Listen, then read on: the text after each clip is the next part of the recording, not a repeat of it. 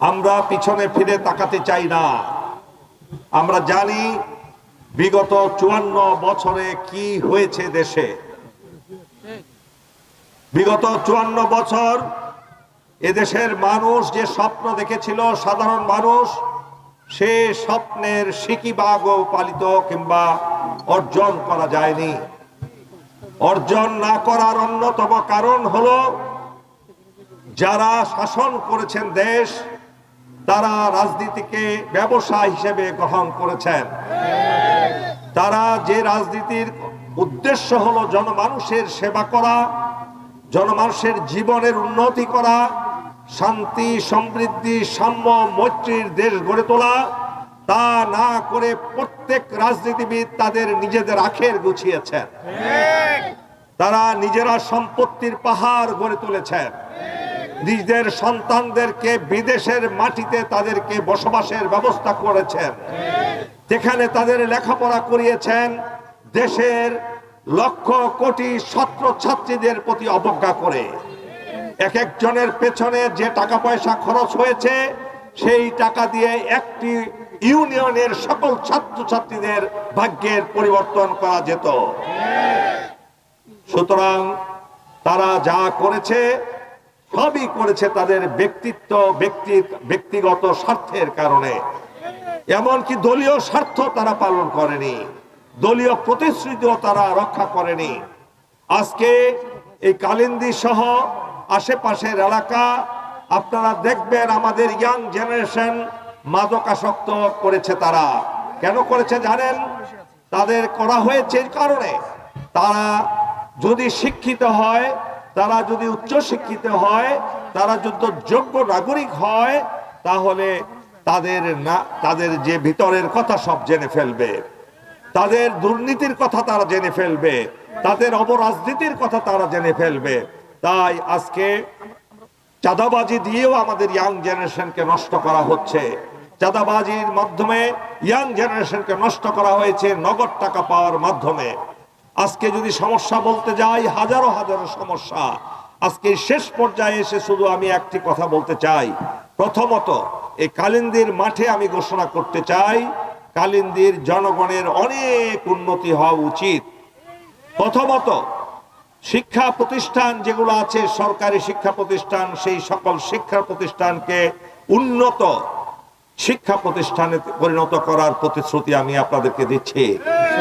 সেখানে এমন শিক্ষা ব্যবস্থা চালু করা হবে যেখানে আপনার টাকা পয়সা খরচ করে আপনার সন্তানদেরকে লেখাপড়া করানোর প্রয়োজন নাই, সরকারই আপনাদের দায়িত্ব গ্রহণ করবে। দ্বিতীয়ত, মাদক ব্যবসা বন্ধ করা হবে, চাঁদাবাজি বন্ধ করা হবে, ভূমিদস্যুতা বন্ধ করা হবে। এই এলাকার রাস্তাঘাট যা আছে সেগুলোকে সুন্দর করে, যে বাজেট আসবে সেই বাজেটের শতভাগ টাকা ব্যবহার করে উন্নত রাস্তাঘাট করা হবে। এই মাঠে, যে মাঠে আজকে আমরা জনসভা করছি, এই মাঠে একদিকে ময়লা, আরেক দিকে ওয়াল, মাটি নিচু, বৃষ্টির দিনে আসলে পুকুর হয়ে যাবে। এই মাঠে আগামীতে বৃষ্টির ফলে বাচ্চারা কোনো খেলাধুলা করতে পারবে না। সুতরাং আমরা প্রতিশ্রুতি দিচ্ছি, আপনাদের উসিলায় যদি আল্লাহ রাব্বুল আলামিন আমাদেরকে ক্ষমতায় বসান, আমরা অবশ্যই প্রথমেই আপনাদের এই দাবিগুলো আমরা পূরণ করব ইনশাআল্লাহ। এখানে অনেক মাদ্রাসা আছে, কালিন্দীতে অসংখ্য মাদ্রাসা আছে, সেই মাদ্রাসাগুলোকে আমরা টেক কেয়ার করব। সেই মাদ্রাসাগুলোতে অনেক এতিম লেখাপড়া করে, যাদের কেউ নেই এই পৃথিবীতে। অথচ আমাদের যে আলেম সমাজ, এই আলেম সমাজ মূলত মুখ্য ভূমিকা তারা পালন করছেন এই লালন পালন করে এতিমদেরকে। তাদের কি একা দায়িত্ব? এই আলেম সমাজেরই কি দায়িত্ব এতিমদের লালন পালন করা, এতিমদের দেখভাল করা? আমাদের কি কোনো দায়িত্ব নেই? তারাই কেন শুধু এতিমখানা দেখভাল করবে? এই দায়িত্ব চলে আসবে তখন আমাদের ঘরে ইনশাআল্লাহ।